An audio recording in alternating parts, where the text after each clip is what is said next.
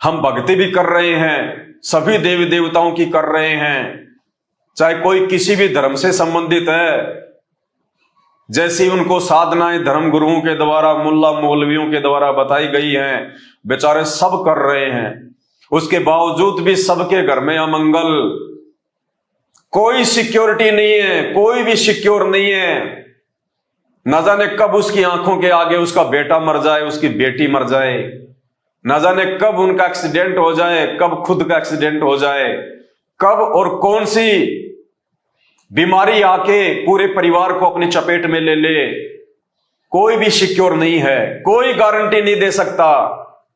ना ये आपके धर्मगुरु गारंटी दे सकते, ना ये शंकराचार्य गारंटी दे सकते, ना मुसलमान धर्म के मुल्ला मौलवी और काजी आपको गारंटी दे सकते कि जो भक्ति हम आपको देंगे, जो मंत्र हम आपको दे रहे हैं, राधे राधे श्याम मिला दे, हरे रामा हरे कृष्णा, ओम राम भद्राय नमः, ओम रामचंद्राय नमः, जितने भी मनमुखी मंत्र इन्होंने अपने बना रखे हैं, जिनका हमारे शास्त्रों में, गीता जी में, वेदों में कहीं कोई उल्लेख नहीं है, नामो निशान नहीं है, ये आपको गारंटी नहीं दे सकते कि हमारे से उपदेश लेने के बाद में आपके घर में कभी कोई अमंगल नहीं होगा।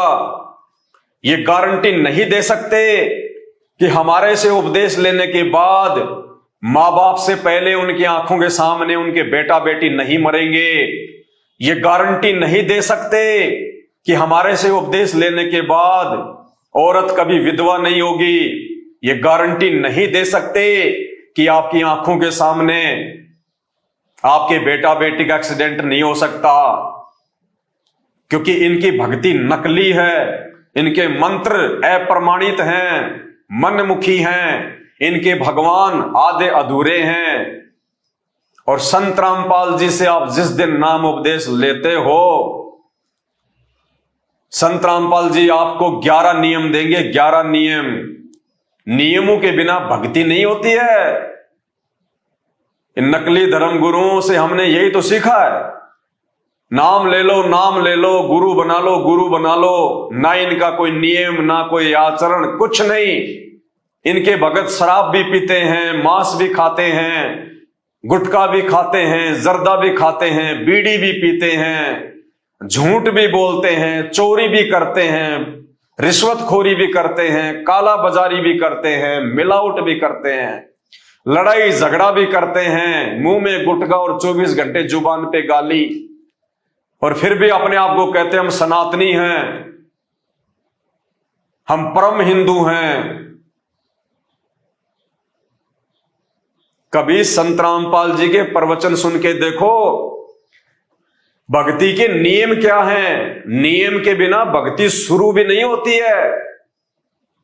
जिस प्रकार एक कैंसर का रोगी डॉक्टर के पास जाता है, डॉक्टर उसका ऑपरेशन कर देता है, ऑपरेशन करने के बाद वो गोली और दवाई देता है, गोली दवाई देने के बाद वो कुछ परहेज देता है, परहेज, नियम, मर्यादा, कि भैया ये नियम है, ये मर्यादा है। अगर तूने अपना कैंसर का रोग कटवाना है तो ये तो तुझे दवाइयां खानी पड़ेगी टाइम टू टाइम, और साथ में तुझे ये परहेज भी निभाने पड़ेंगे। नींबू नहीं खाना, खट्टा नहीं खाना, मीठा नहीं खाना, दही नहीं खाना, छाछ नहीं पीना, जो भी नियम होते हैं वो नियम बताएगा। और वो डॉक्टर चाहे कितना ही अच्छा क्यों ना हो, उसने ऑपरेशन चाहे कितना ही अच्छा क्यों ना कर दिया हो, उसके द्वारा दी गई मेडिसिन कितनी भी अच्छी और महंगी क्यों ना हो, यदि आपने वो परहेज नहीं निभाए, आपने वो कॉन्स्टिपेशन नहीं निभाए, तो वो डॉक्टर उसकी दवाई, उसकी मेडिसिन, उसकी सलाह आपके रोग को कभी जिंदगी में समाप्त नहीं कर सकती।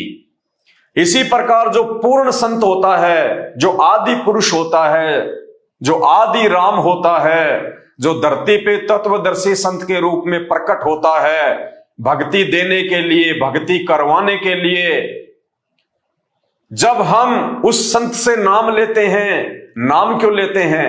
हमें एक बहुत भयंकर रोग लगा हुआ है सभी को। एक तो होते हैं शारीरिक रोग, एक होता है आध्यात्मिक रोग, आत्मिक रोग। तो जितने भी मानव शरीरधारी प्राणी, स्त्री पुरुष, बच्चे बुजुर्ग इस धरती पे हैं, चाहे वो मुसलमान हैं, चाहे हिंदू हैं, चाहे जैनी हैं, चाहे सिख हैं, चाहे ईसाई हैं, उन सभी को एक आत्मिक रोग लगा हुआ है, एक आध्यात्मिक रोग लगा हुआ है। और वो रोग क्या है?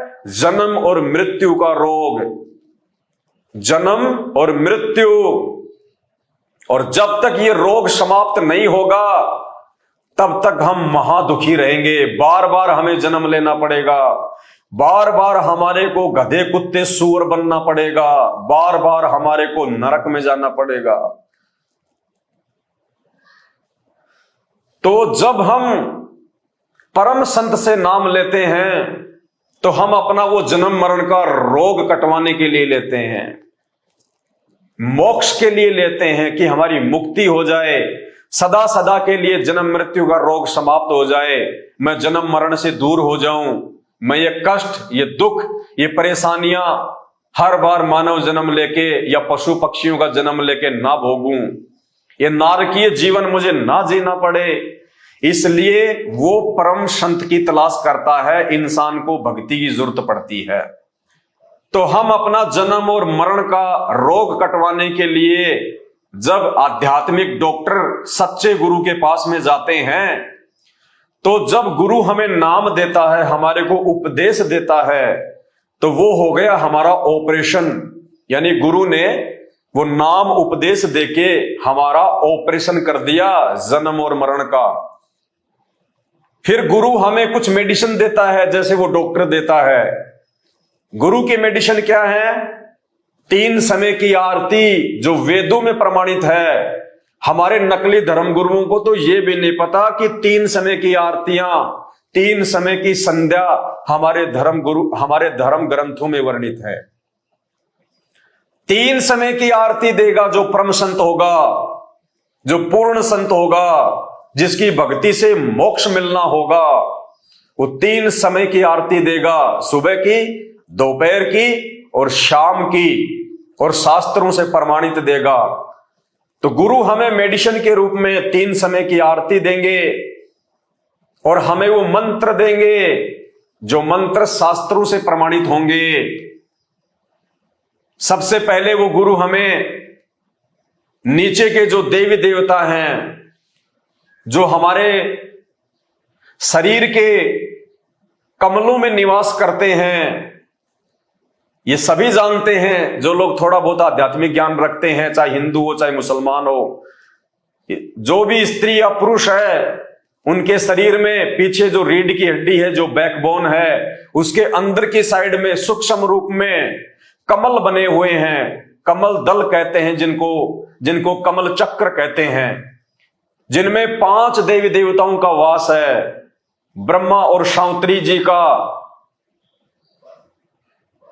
उसके बाद में गणेश जी का, उसके बाद में लक्ष्मी और श्री विष्णु जी का, उसके बाद में शंकर और पार्वती जी का, और उसके बाद में दुर्गा जी का।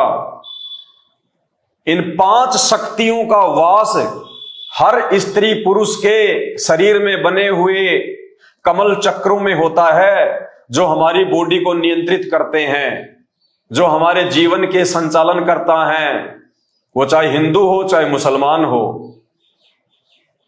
तो गुरु हमें इनके मंत्र देगा। तो संत रामपाल जी हमें सबसे पहले जो मंत्र देंगे, जो मंत्र देते हैं, वो इनके वास्तविक मंत्र देंगे। ब्रह्मा और शांत्री जी का मंत्र देंगे, जो मंत्र शास्त्र प्रमाणित है, जिस मंत्र के जाप करने से ब्रह्मा और शांत्री जितना हमें लाभ दे सकते हैं, जितनी उनकी क्षमता है आध्यात्मिक स्तर में, वो तुरंत लाभ देना शुरू कर देंगे, तुरंत।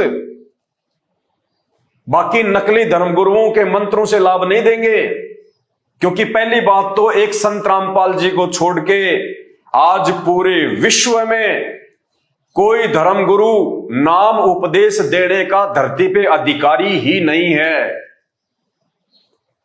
ये जितने भी धर्म गुरु हैं ये मनमुखी रूप से अपने आप को धर्म गुरु बनाकर अपने पैरों पे खुद ये कुल्हाड़ा मार रहे हैं। ये खुद भी नरक में जाएंगे और इनके अनुयायी तो जाने ही जाने हैं। तो सर्वप्रथम संत रामपाल जी हमारे को 7 मंत्र देंगे, जिनको प्रथम मंत्र कहा जाता है, जिनमें बीच के जो 5 मंत्र हैं उनमें एक ब्रह्मा और शांतरी जी का मंत्र, उस मंत्र के जाप से ये ब्रह्मा और शांतरी जी आपको वो लाभ देंगे, आपके शरीर में वो राहत देना शुरू कर देंगे जो राहत आप लाखों की दवाइयां खा के बड़े से बड़े डॉक्टर से परामर्श लेके प्राप्त नहीं कर सकते। उसके बाद में श्री गणेश जी का मंत्र देंगे।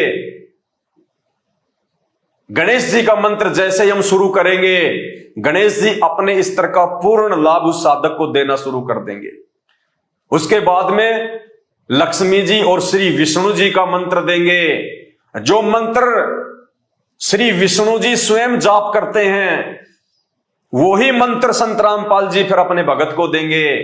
और जब हम उस मंत्र का जाप शुरू करेंगे, जिस मंत्र का जाप स्वयं श्री विष्णु जी करते हैं, तो ब्लूटूथ से ब्लूटूथ का तुरंत जो है वो कनेक्शन हो जाएगा और तुरंत वो लाभ मिलने शुरू हो जाएंगे। उसके बाद में संत रामपाल जी हमें माता पार्वती और महादेव जी का मंत्र देंगे। और जो लाभ श्री शंकर जी और पार्वती जी एक भगत को दे सकते हैं, बेस्ट से बेस्ट, उत्तम से उत्तम, क्योंकि ये उत्तम मंत्र हैं इस सृष्टि के, ये इन देवी देवताओं के वास्तविक मंत्र हैं, इनके बीज मंत्र हैं, इनके मूल मंत्र हैं। ये देवी देवता अगर आकर्षित हो सकते हैं किसी भगत पे तो केवल इन्हीं मंत्रों से हो सकते हैं। बाकी इनका नाम आप चाहे पूरी जिंदगी उच्चारते रहिए कि हे माता पार्वती, हे भगवान शंकर, हे भोलेनाथ, कितनी भी आप जी हरिद्वार से कावड़ पे कावड़ लेके आ जाइए, कितना ही आप शिवलिंग पे बेल पत्र और जल चढ़ा दीजिए, कितने ही आप जी केदारनाथ बद्रीनाथ की पैदल यात्रा कीजिए, आपको 0/0 लाभ नहीं मिलेगा उस भक्ति से, क्योंकि वो मनमुखी भक्ति है। इस प्रकार की मनमुखी भक्ति से और साधना से, नंगे पैर होके भरमने से, भटकने से ये शंकर और पार्वती भी प्रसन्न नहीं होते हैं। और यही कारण है केदारनाथ में कैसी कैसी त्रासदियां हुई हैं। 20-20 हजार लोग उस पर्वत के ढह जाने से वहां पे मरे हैं अकाल मौत। क्या भगवान शंकर बेहोश थे उस समय? क्या भगवान शंकर को इस बात का नहीं पता था कि मेरे भगत कहां कहां से चल के आए हुए हैं, कितना पैसा और अपना समय बर्बाद करके मेरे दर्शनों के लिए नीलकंठ पे आए हैं, केदारनाथ पे आए हैं? क्या भगवान शंकर को वो जनसंख्या, वो भीड़, वो दिखाई नहीं दे रही थी? क्या भगवान शंकर को इतना भी नहीं पता था कि कुछ ही समय बाद में ये पर्वत टूट के नीचे गिरने वाला है और मेरे 20,000 से ज्यादा भगत इस पानी में बह के पर्वत के नीचे दब के अकाल मौत मरने वाले हैं? उन्होंने किसी को नहीं चेताया, किसी के अंदर कोई भी जो है वो प्रेरणा नहीं करी, क्योंकि भगवान शंकर और पार्वती भी इस पाखंड पूजा से प्रसन्न नहीं है। अरे दुनिया का ऐसा कौन सा मां बाप है जो ये चाहेगा कि मेरा बच्चा 500 किलोमीटर से पैदल चल के मुझे प्रसन्न करे? कौन मां बाप है जो अपने बच्चों के पैरों में छाले देखना पसंद करेगा? हमारा बच्चा 2 मिनट के लिए अगर धूप में चला जाए, हम तुरंत उसको उठा के छाया में ले आते हैं कि कहीं मेरे बच्चे के पैर ना जल जाएं।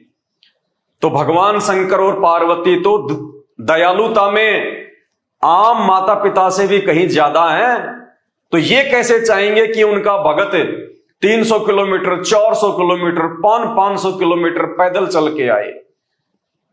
और कितने लोग हैं जो रोड पे चलते चलते कावड़ यात्रा में पीछे से उनको ट्रक कुचल देते हैं? कितने लोग हैं जो मर जाते हैं?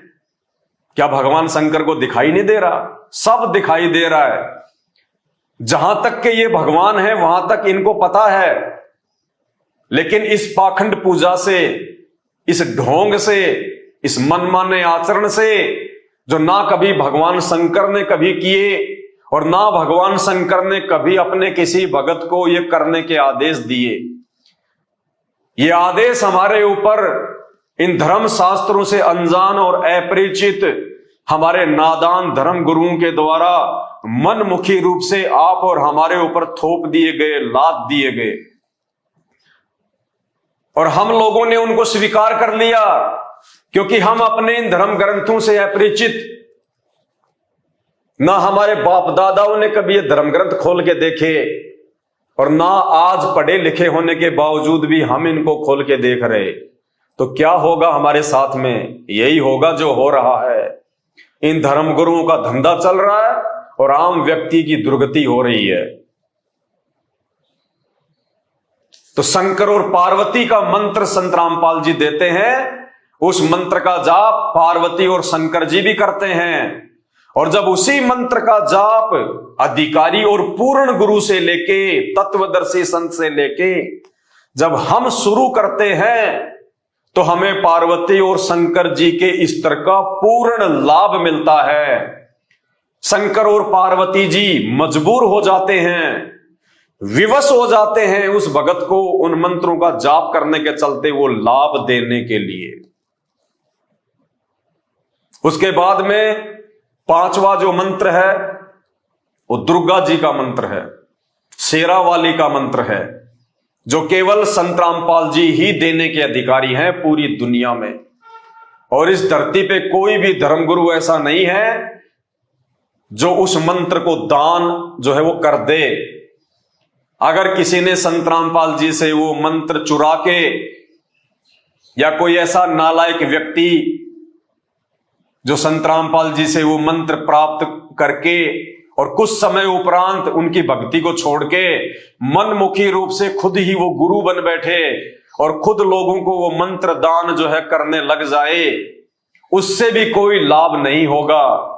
क्योंकि जब तक अधिकारी व्यक्ति मंत्र नहीं देगा, उस मंत्र का संपूर्ण लाभ साधक को नहीं मिलेगा।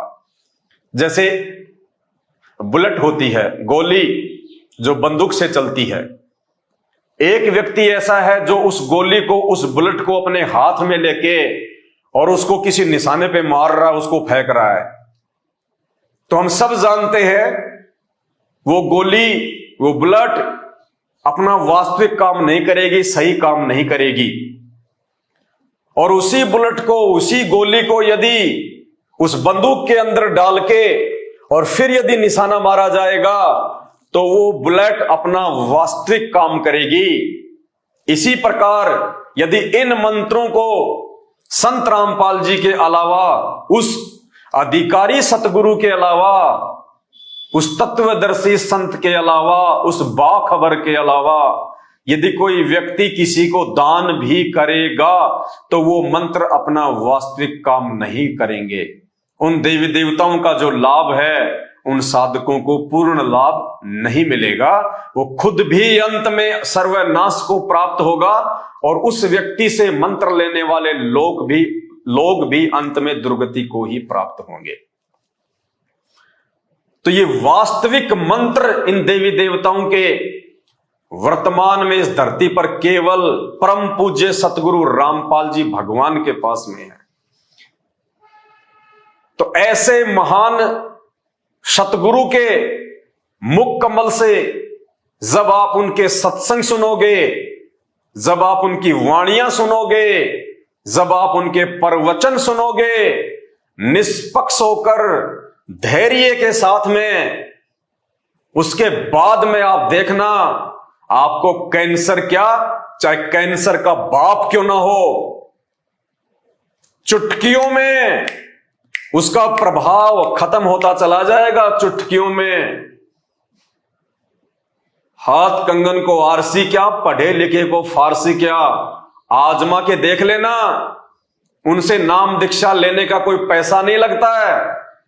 उनसे नाम दीक्षा लेने के लिए आपने अगरबत्ती का पैकेट और नारियल हाथ में लेके नहीं जाना कहीं पे, ये पाखंड है। ये अगरबत्ती, ये नारियल, ये फूल, ये माला, ये धूप बत्ती, ये सब पाखंड है। गीता जी में और वेदों में इनके लिए कोई जगह नहीं है। ये केवल मनमुखी रूप से इन नकली धर्म गुरुओं के द्वारा, चाहे वो किसी भी धर्म के क्यों ना हो, भोले भगत समाज के ऊपर लाद दिया गया मनमाना आचरण है।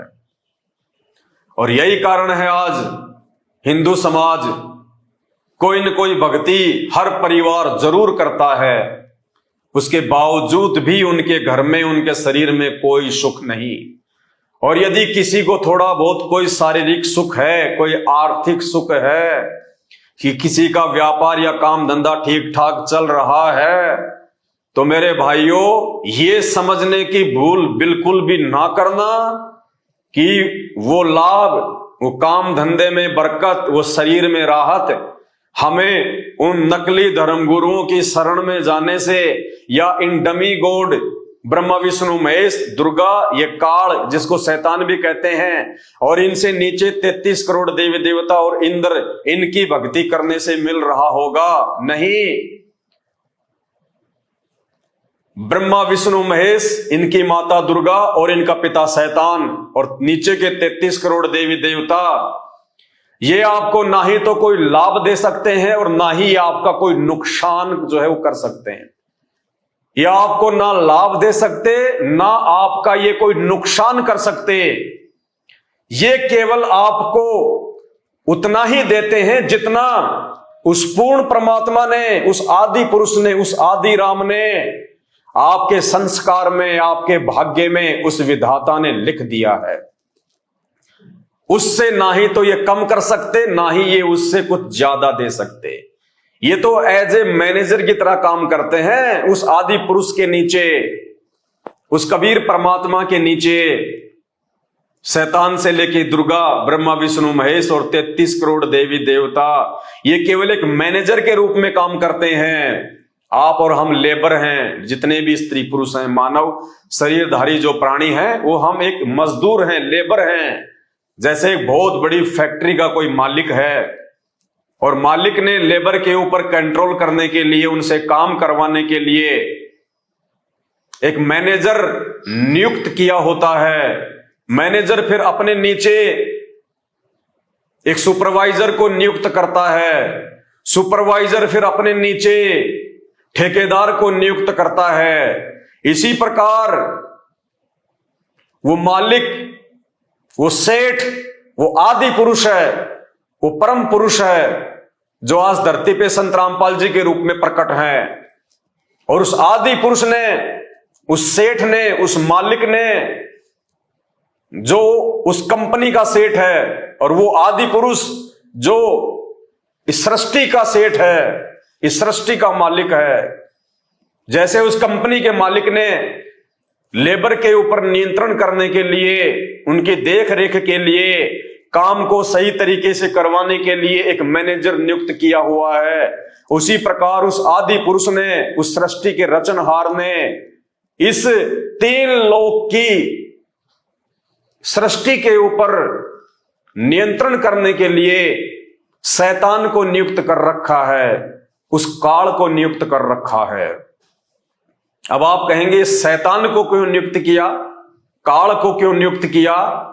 क्योंकि जब ये शैतान, ये काल अपनी पत्नी दुर्गा के साथ में उस सेठ के लोक में रहा करता था, उस पूर्ण परमात्मा आदि पुरुष के जो है वो सतलोक में रहा करते थे, सचखंड में रहा करते थे, जो इनके लोकों से ऊपर है, जो ब्रह्मा विष्णु महेश के लोकों से ऊपर है, जो दुर्गा के लोक से ऊपर है, जो उस काल के लोक से ऊपर जो सतलोक है, जो सबसे ऊपर का धाम है।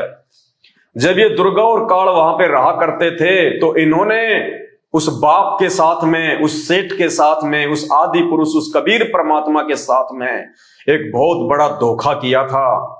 उस धोखे की सजा इनको मिली। उस परमात्मा ने, उस सेठ ने इनको नीचे पटक दिया, इनको कुछ ब्रह्मांड दे दिए, इनको कुछ लोक दे दिए और इनको अपने सतलोक से निष्कासित कर दिया और 16 शंख कोश की दूरी पे इनको जो है स्थापित कर दिया। सतलोक से इस काल ब्रह्म के लोक की दूरी 16 शंख कोश की दूरी है। और ये अपने साथ में वहां से कुछ आत्माएं ले आए थे, जो आप और हम सब हैं, जो यहां पे इंसान रूप में हैं, गधे कुत्ते सुअर के रूप में हैं।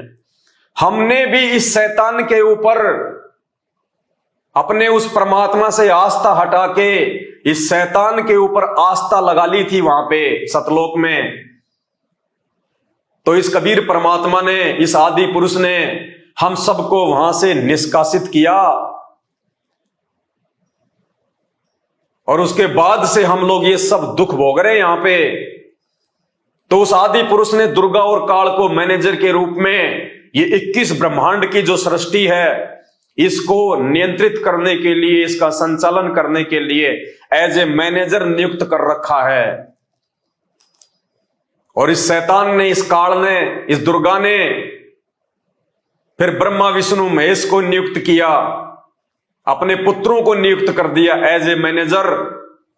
और ब्रह्मा विष्णु महेश ने इन 33 करोड़ देवी देवताओं को नियुक्त कर दिया। भाई और बहनों, जब आप सृष्टि रचना पढ़ोगे संत रामपाल जी के मुख कमल से, तभी आप इस गहरे उलझे हुए आध्यात्मिक रहस्य को समझ सकते हो। ये ठीक इसी प्रकार है जिस प्रकार भारत देश का एक राष्ट्रपति है, और जो राष्ट्रपति होता है वो देश का प्रथम नागरिक होता है। उनके ऊपर कोई किसी प्रकार का लांछन नहीं लगाया जा सकता, वो निष्पाप होता है, वो देश का प्रथम नागरिक होता है, उसके ऊपर कोई दोषारोपण नहीं किया जा सकता।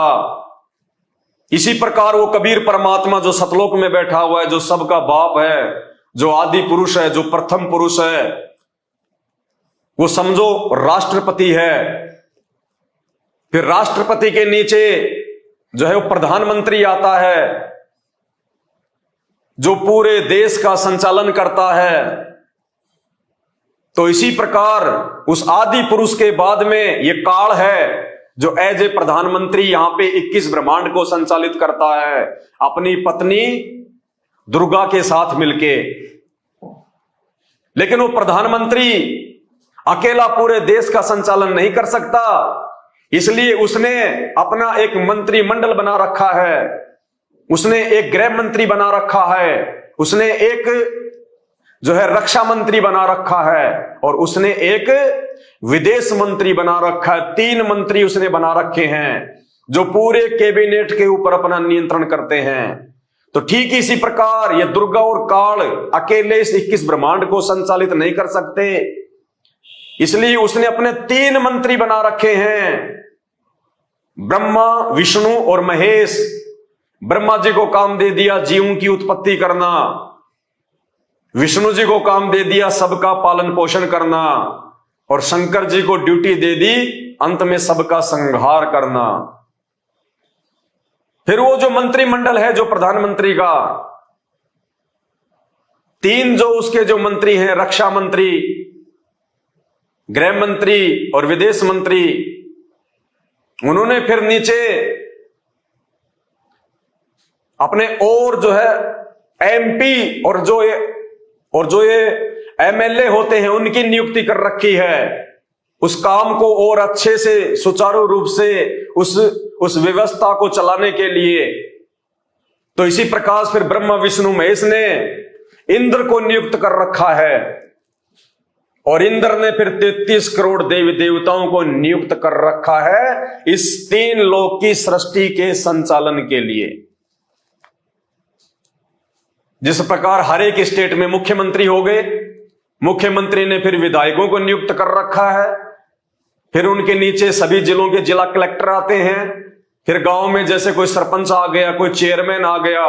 तो ऐसे एक देश को चलाने के लिए जिस प्रकार से देश के राष्ट्रपति ने, देश के प्रथम नागरिक ने बहुत सारे लोगों की ड्यूटी लगा रखी, उनकी सेवा लगा रखी, उनको जिम्मेदारियां दी गई है ताकि सही प्रकार से संचालन हो सके, उसी प्रकार उस आदि पुरुष ने, उस परम पुरुष ने, उस सृष्टि के रचनहार ने, उस कबीर देव ने, जिसकी महिमा वेद चीख चीख के गा रहे हैं, जो आज संत रामपाल जी के रूप में धरती पे प्रकट है, उस आदि पुरुष ने 21 ब्रह्मांड की सृष्टि को संचालित करने के लिए दुर्गा और काल को, ब्रह्मा विष्णु महेश को, इंद्र को, फिर 33 करोड़ देवी देवताओं को नियुक्त कर रखा है।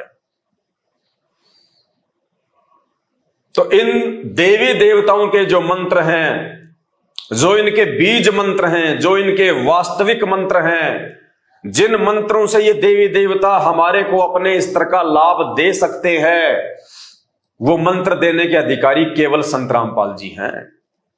इसके अलावा ये देवी देवता, चाहे 33 करोड़ देवी देवता हो, चाहे ब्रह्मा विष्णु महेश हो, चाहे दुर्गा हो, चाहे उसका पति शैतान हो, ये हमारे प्रारब्ध में, हमारे भाग्य में लिखे हुए कर्म और कुकर्मों में कोई परिवर्तन नहीं कर सकते, कोई चेंज नहीं कर सकते। हमारा जो प्रारब्ध हमारे कर्मों के अनुसार, हमारी करनी के अनुसार जो उस पूर्ण परमात्मा आदि पुरुष ने, आदि राम ने लिख दिए, ये केवल हमारे को उनका भोग दे सकते हैं। जैसे वो मैनेजर उस फैक्ट्री के मालिक के द्वारा जो तनख्वाह मजदूरों की बना के दे दी जाती है, जो सुविधा उन मजदूरों के लिए निर्धारित जो है वो कर दी जाती है, वो मैनेजर, वो सुपरवाइजर उससे ज्यादा सुविधा उनको नहीं दे सकता, अपनी तरफ से नहीं दे सकता, और ना ही उनकी तनख्वाह में किसी प्रकार की वो कटौती जो है वो कर सकता है, क्योंकि उस मालिक ने तनख्वाह बना के दे दी, साइन करके दे दिए। तो इसी प्रकार उस पूर्ण परमात्मा आदि पुरुष ने, उस प्रथम पुरुष ने, उस स्वयंभू परमात्मा ने, कबीर देव ने, हम जीव आत्माओं के भाग्य में, हमारे संस्कार में, हमारे प्रारब्ध में, हमारे ही कर्मों के अनुसार जो लिखना था वो लिख दिया। अब ये ब्रह्मा विष्णु महेश दुर्गा काल 33 करोड़ देवी देवता, भैरव भूत प्रेत कुछ भी हो, ये कोई चेंजमेंट नहीं कर सकते। आप चाहे इनकी भक्ति कीजिए या ना कीजिए, आप इनको पूजिए चाहे ना पूजिए, आप इन नकली धर्मगुरुओं की शरण में जाइए चाहे ना जाइए, आपके भाग्य में यदि सुख है तो आपको सुख ही मिलेगा, और आपके भाग्य में यदि दुख है, परेशानी है, संकट है, बीमारी है, एक्सीडेंट है, अकाल मृत्यु है, तो वो आपको मिलेगी। ये ब्रह्मा विष्णु महेश दुर्गा, उसका पति काल और 33 करोड़ देवी देवता, ये आपके भाग्य में किसी प्रकार का कोई भी चेंजमेंट नहीं कर सकते हैं। चाहे आप इनकी कितनी आरती कर लो, कितनी इनकी भजनमाला कर लो, कितना इनकी लीलाओं का गुणगान कर लो, आप कितना ही केदारनाथ जाइए, बद्रीनाथ जाइए, आप जी कावड़ लेके आइए, आप जी ये व्रत कीजिए, कुछ भी कीजिए, तो फिर इसको चेंज कौन कर सकता है? अगर मेरे भाग्य में मृत्यु है, अकाल मृत्यु है, एक्सीडेंट से मृत्यु होना लिखा है, मेरे परिवार पे कोई आपत्ति आनी है, मैं किसी भयंकर महामारी की चपेट में आने वाला हूं, तो इन सभी को कौन चेंज कर सकता है? मेरे भाग्य में लिखे हुए, मेरे प्रारब्ध में लिखे हुए उन दुखों को, उन कष्टों को कौन चेंज कर सकता है?